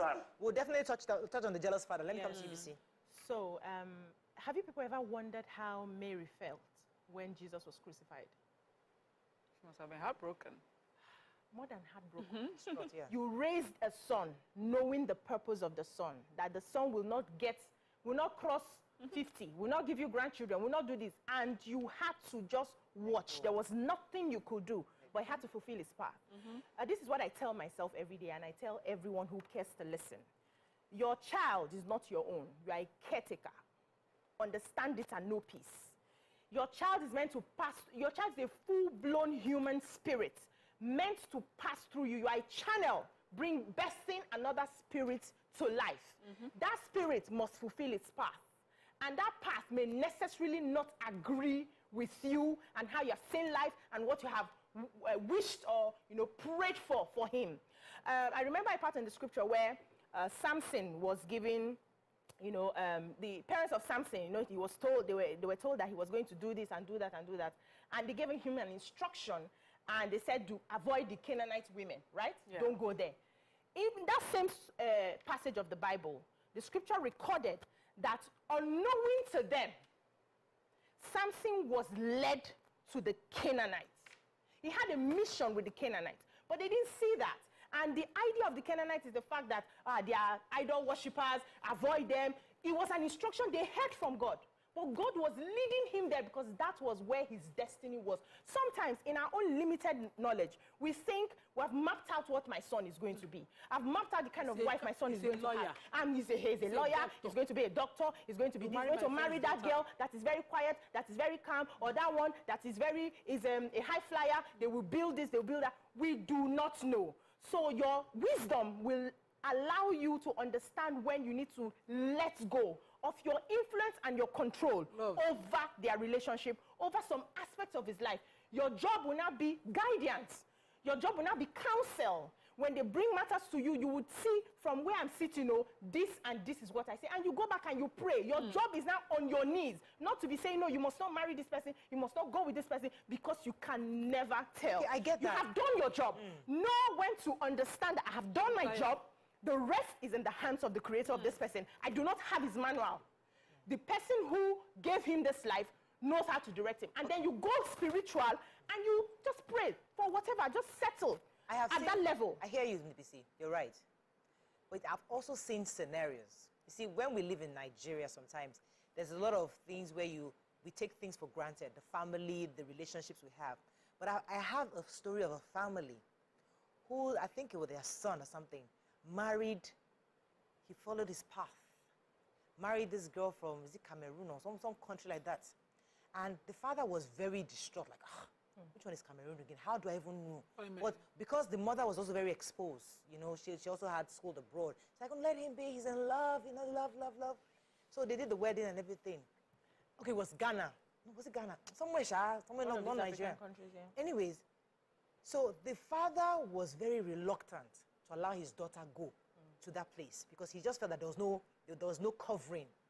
And just as he thought, she got there and she was maltreated. She was broken to pieces, and she came back. She ran for after I think about 6 years of marriage. Came back with I think 2 children at the time. And it's part of the fears. Let's now put that in the shoes of a mother. Imagine it was the mother. They said, you cannot marry this person. I don't want to live with that regret that I warned you, this person is not right for you. I'm not want to enter your marriage, but I know that this where you are going is not the right place. It could be a foreigner issue, it could be a cultural issue, it could be a religious issue, it could be a status issue. There are different things, different factors. So if I know for a fact, how therefore do I reconcile that? Things that you must live through as a Muslim to form your life. Yes. They are predestined. Yes. Even if she tied rope on her daughter's neck and tied to Shia, marry rubber woman, go see happen there. Experience him, come back, because he needs to be part of her testimony to the place she's going to get to in life. There's nothing that happens to you. The Quran says for every harm that happens to you, there's a reward that lasts destined for you for it. So even if it's the prick of a thorn, as in you touch flower and the thorn pricks you, there's a blessing for it. So to help you understand that in life, every lesson, everything you're going through is a lesson to make you that better person. That is your end goal. Yes. Yeah. So that daughter, tie her for share. Put her like you go laugh for that Cameroon, born that 2 children, experience that if he's a part, come back. Your role now is to create a safe place to come back. Thank you, Nima. Thank you. That's Also, what I also understand, there's a part of where sometimes in raising our children, we're not intentional about the sort of person we would like for them to turn out to be attracted to want as a spouse. Christians do this a lot, where they pray for their children. You marry a good man, you will be a this, you will be that. And I think it's important. Because with children, we paint many pictures for them, but we hardly paint a picture of the sort of spouse we want for them. So that as they're growing up and having relationships, they sort of have at the back of their minds this sort of person, it's not like the sort of person my parents want, but this is the good that my parents have always wanted for me, So I will seek this person, I'll seek that. I think I was giving you one story. I said when I was about 14, there was this relative of ours. He met me in the hospital, went to see someone. Then he said to me, he says, I'm going to give you one of my sons. You're going to marry one of my sons. And I was like, I was 14. What did I know? Then one of his friends says, oh, this person. He said, no, that's a troublemaker. I'm giving you this, my other son. He's in Harvard right now. When he finishes from Harvard, 14 did not mean anything, right? I'd gone away. But I tell you, every time, as I was growing up, I knew I was a Harvard bride. Harvard bride. I cannot breathe. I'm not doing anyhow. Yeah, so sometimes we need to start that in them. A kind person. Look for a good person. Look for a hardworking person. So that when they go, it's not just about how the person looks. I've met someone that said, no, I don't have spec. Everything is a spec. Even an elephant is by spec. No, you can't go around. What's her name? Kafi the dancer, and one lady posted a video of a skit where they say how African women react when their sons bring home the wife to be. Oh, okay. That one now do like this. That Kafi, that one set up her glasses. Say, and I wrote there, I said, where I usually see them. So you see the sisters and mothers, they'll come in when the young girl, there was one setting where family people, they brought this Yoruba girl. She came in, she just knelt down. And my aunties were like, if you just sit there, they had that digwana. Careful, oh. Watch them, oh. And the Esako girl that they brought did not do anything. And they know that she's their kind. They did not judge. You understand? And this thing Miriam talked about is quite important in how we groom children. We also know the strength of our children. Yeah, we do. So a magistrate, older magistrate I looked up to, her son was just everywhere like that. But his first wife was a go-getter, strong woman, achiever. But she didn't have kids. The mother-in-law stood by her. She felt, if you don't marry my son, imagine you marry somebody like him. Hey, that's gone. You will not have anything in life. And I have only this one son. So she wanted a strong woman who would strongly be a backbone if she's no longer there. So she stood by it. He went philandering and had kids by another woman who was like him. She collected the kids and told him, he said, this one is your choice. Anything you do to maintain her is none of my business. So when they have a family gathering like that, that first wife comes, she later had a son. And she comes into the gathering, she'll be like, she'll see that other one doing pepper body. You know Yoruba things now. Be setting up her own table. And her sisters-in-laws and mother-in-law will not move to that table. They'll tell to that woman. So at some particular point, they told her, get up. Who invited you? I came with my husband's invitation. He said, no. The second wife, that second woman, will see the mother woman, the mother as hostile. Yes. Yeah. She will feel that the mother is hostile to her. I'm talking about how you push for the spouses. Yeah. So our son brought home the first wife. She looked and saw the strength he needed in his life journey. She supported him. In his philandry, he ended up with his type. She did not support him. His type found him. We have to wrap up very soon. She said, this one that does not have kids, this one she will have. And they did everything with her. She had one child. He had 3 kids by the philandra wife. They did not support. Going back to the father-daughter relations, because I know we kind of moved to mother-in-law issues. It's important for us to also understand the love and connection with fathers and daughters. But I wanted us to just, aside from the fact that you want the husbands to earn the space between that father-daughter love, but in a situation whereby that daughter can't do anything without the father. She will grow. How long? Is there a timeline to this growth? How do I know? As long as you're alive, you keep trying. Yeah, so first of all, you need to understand the temperament of the daughter. There are people who cannot take decisions by themselves, no matter what. So if she has that type of temperament, but it will be hold on. Wants to feel like I'm the man. No, wait now. I am the authority over this woman. Can you understand first? Understand first the person. Nobody you want to marry. You get to understand your spouse. So understand the temperament of the daughter. If the daughter is somebody that anywhere where breeze blow, now you go. It will be a tough call. For the rest of you people's lives, he may never take you as that full figure. He would always defer to the father. Are you willing to live with that? Some men don't mind. They would. Yeah. She will always bounce off the ideas with the father. It's okay. I understand. As long as the man is thinking about personalities. They're different personalities. If you see someone that she's a girl, she's very close to her father. Sometimes when her father says go this way, she's like, Daddy, I'm going the other way.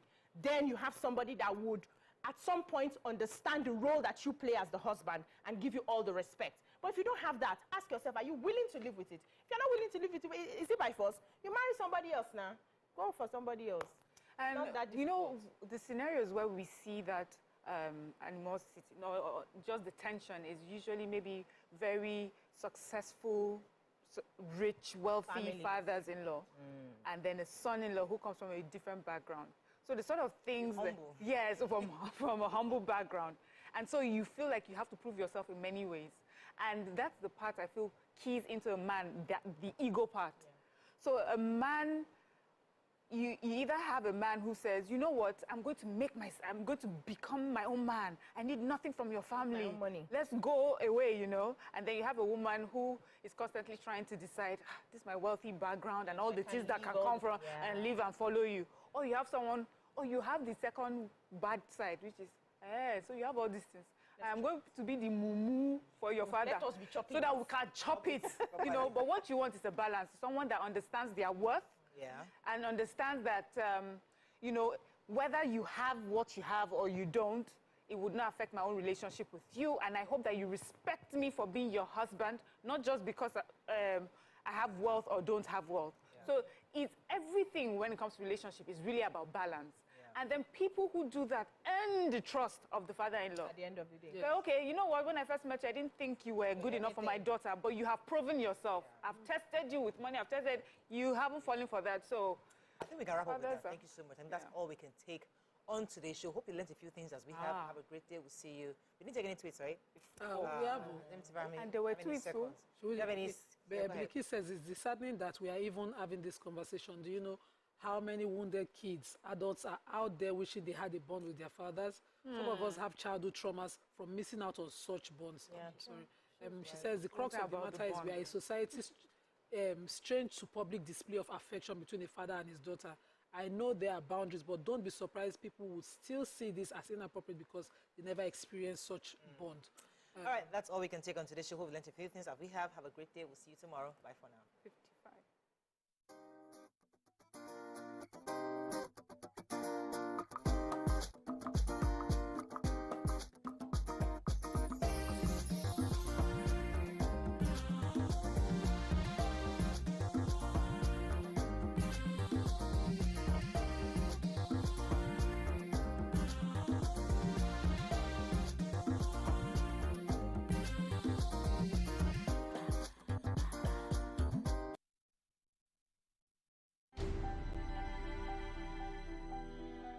Entertainment is an opportunity to share. Entertainment is an opportunity to create conversation. As an actor, I have the opportunity to portray different kinds of people, and these different kinds of people represent different people in different ways, represent a part of us in different ways, and it just helps us see the world in a different light. It gives joy, it gives happiness, it gives sadness sometimes, because sometimes we have to look at the realities of the world, and I think entertainment just shows the world as it is.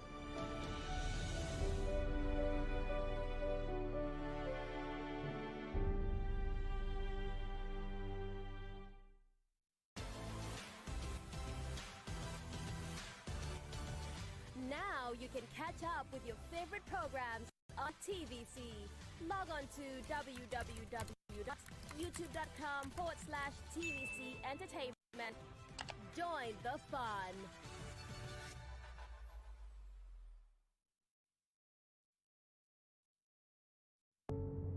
Doubt and fear doesn't occur at the canvas, it shows in the canvas. It shows the conation of raw earthen material slabbed, stroked, and molded at a pace provided by the doubt and fear. Every move way in the struggle of one to the other, merging the past to the present, brushstrokes of colors seen but not known, for when the wailing stops, the pieces settle down in abject beauty erected for a century of a century. Speaking, advocating, protesting as the arts are meant to be.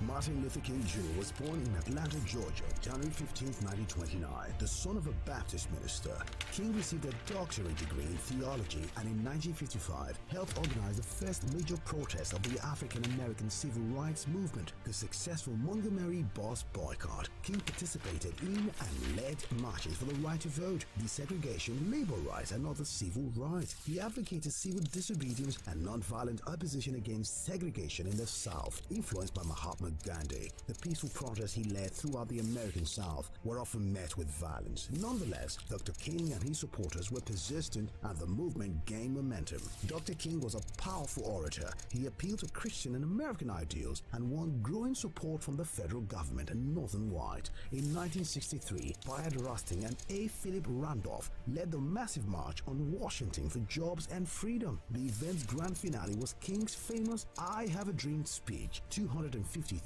people gathered outside the Lincoln Memorial to hear the stirring speech. In 1964, the civil rights movement achieved two of its greatest successes: the ratification of the 24th Amendment, which abolished the poll tax, and the Civil Rights Act of 1964, which prohibited racial discrimination in employment and education and outlawed racial segregation in public facilities. In the same year, King became the youngest person to win the Nobel Peace Prize. In the late 1960s, King openly criticized U.S. involvement in Vietnam and turned his efforts to winning economic rights for poor Americans. He was a leader of the American Civil Rights Movement and organized a number of peaceful protests as head of the Southern Christian Leadership Conference, including the March on Washington in 1963. He was assassinated in Memphis, Tennessee on April 4th, 1968.